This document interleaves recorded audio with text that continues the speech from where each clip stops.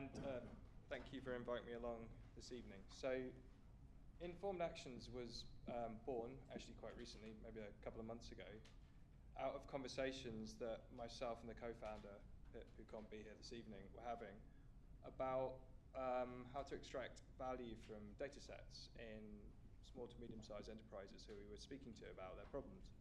And we found out that there was a lot of commonality in the problems that we were getting approached with. There's lots of different industries, lots of different companies, but actually the two problems that we kept coming up with over and over again were really about ordering something. So it might be the best sequence for a parcel delivery driver to go out and visit different clients on his route. It might be which order to make soups in a soup manufacturing company, which is actually something we did do, based on their flavour and how strong they were. And the other kind of class of problems we were seeing again and again and again was prediction. So predicting maybe an event in time, number of ambulance call-outs per hour in a particular region, or forecasting stock and demand for a product in a shop, 1 or 2 days into the future. So we thought, well, we've got these common problems that are happening again and again and again. Let's sort of encode them, embody them into some algorithms on a platform, and with a minimum amount of work each time, let people interface with that platform and kind of solve those problems. And with that in mind, we kind of use some of the academic background that was just alluded to by Libby. I did a PhD in machine learning at UCL a while ago, and we also collaborated with my old professor there and students through the same master's course that I think Libby actually did as well, and built a set of algorithms, the first one which I'm going to go into in more detail, which can forecast events in space and time, and then also some kind of constrained route optimization, traveling salesman type problems. We've also got in our team, which is now sort of 6 people strong, some business people who are more fluent in the language that some of the companies and the clients we're speaking to converse in.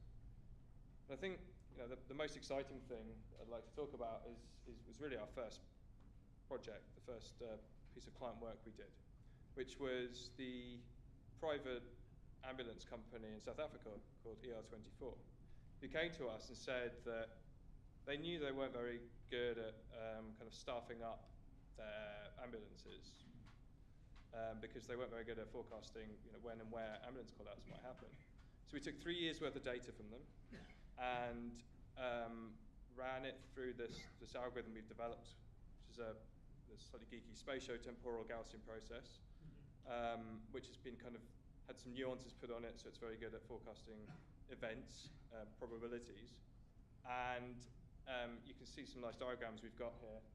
That's the Western Cape region of South Africa, and we've, just for the sake of this presentation, we've bucketed a prediction of the number of call-outs you might have across all the different regions in that Western Cape for these different 4-hour buckets. And you can see, that it changes with time, and also there's a kind of spatial element to it, which kind of corresponds to population density. I think that's Cape Town, the high red bit. And the algorithm really picks up on things like the fact that on a Friday night you might expect more ambulance call-outs to a region of population density than you would on a Monday morning, and there's less difference between those two things in a rural area. And there's long-term trends, and it's more busy in winter than it is in the summer, et cetera, et cetera. But the upside of all this is actually, we call it Informed Actions, with some very actionable insight, which is that we now produce on a weekly basis a timetable that they go and take and staff up their ambulances with, and have saved, I think, something like 20% in their sort of HR costs and the cost of employing people, their fixed costs in that sense, and are rolling it out the entire country. And I was actually in Cape Town recently and met with the Minister of Transport and the head of police service who wants to use it in those 2 areas as well. And they're going to access it through this platform where we've kind of put these algorithms into. We've extended this work to work with a kind of organisation that's of the ilk of the Chinese government, where we have been using these techniques to forecast pollution, actually the concentration of some particulates that cause pulmonary disease in China. Again, it's a spatial and a sort of temporal thing. And they take that information and with our help predict how many people will come to their hospitals. I think there's something like 69,000 hospitals in China with COPD symptoms. And again, they access our platform through an API. They feed in historical data. They feed in the most recent observations of the concentration of these things that cause the lung disease, and we give them a prediction of how many people come in with the symptoms of COPD. And it's the same underlying algorithm with a couple of tweaks. I've shown you some quite pedestrian statistics on there just for the sake of illustration, but at the bottom of it, it's this kind of spatiotemporal Gaussian process.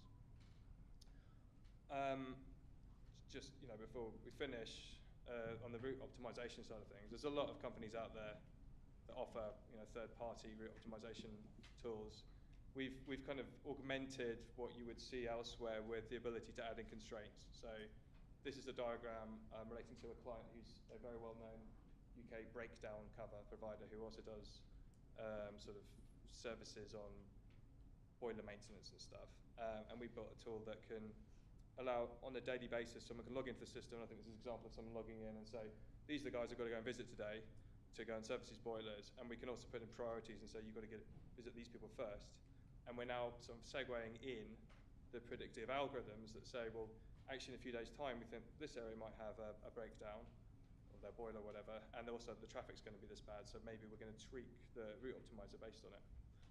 And to give you some flavour, we're doing similar stuff in predictive maintenance for a board drilling machine in Malaysia and a large facilities management company here who's got a huge estate of social housing where we're trying to predict when light bulbs will go.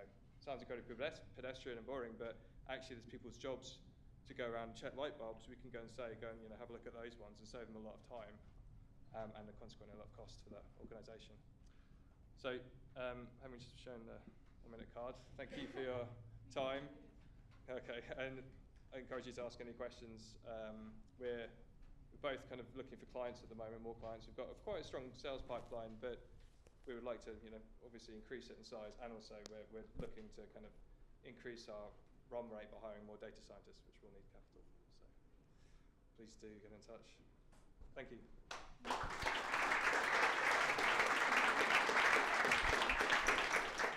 Any questions?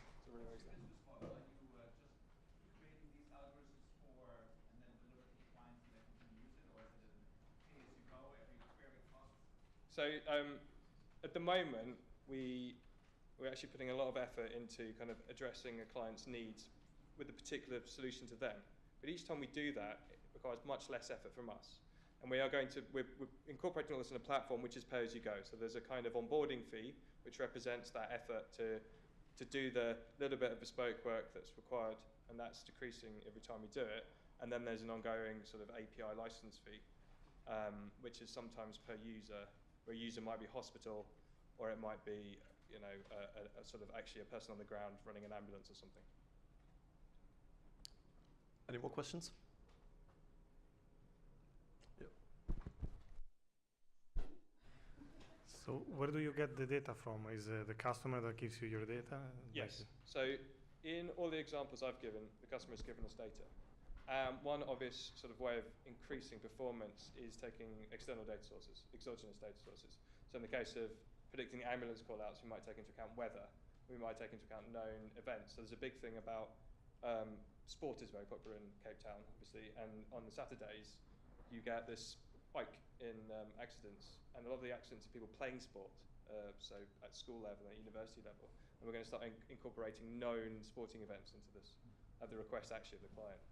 So yes, it's mostly sort of their own data sets, but we're making it more powerful using other data that's publicly available. Thank you very much. Cool. Thanks, guys.